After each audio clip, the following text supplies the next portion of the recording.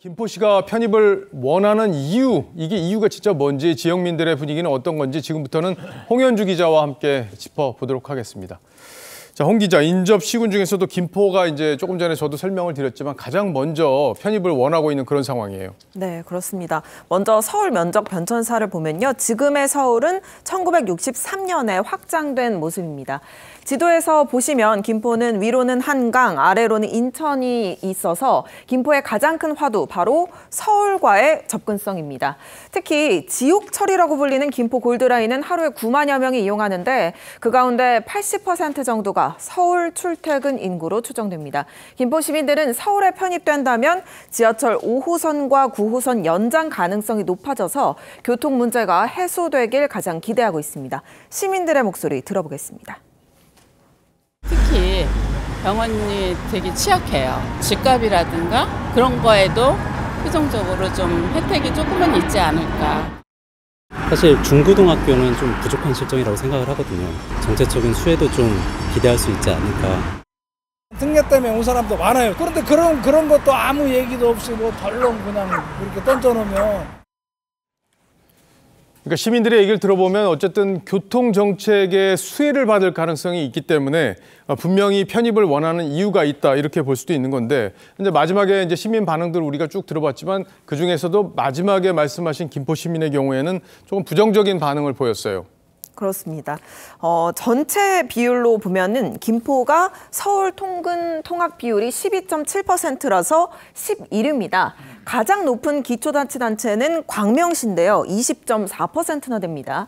이 밖에 하남 20.2%, 과천 19.9% 등인데 경기 북부권에서는 고양시가 15.1%로 가장 높습니다. 예, 그러니까 서울로 통근하는 비중을 지금 짚어봤는데 생각보다 상당히 많은 분들이 서울로 출퇴근하고 있는 그런 상황이기 때문에 서울로 편입되기를 원한다, 이렇게 볼 수 있는 건데, 지금 거론한 지역들도 전부 지금 편입 대상으로 거론되고 있는 거죠?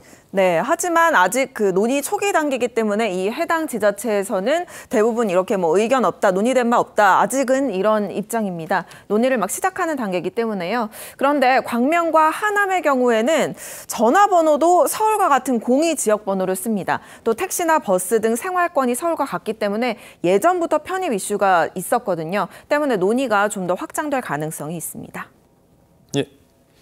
단 시군이 서울에 편입을 하려면 각 시의회에 동의가 있어야 되거든요. 그런데 보시는 것처럼 민주당 소속 의장이 많기 때문에 이 점도 또 하나의 변수가 되고 있습니다. 예.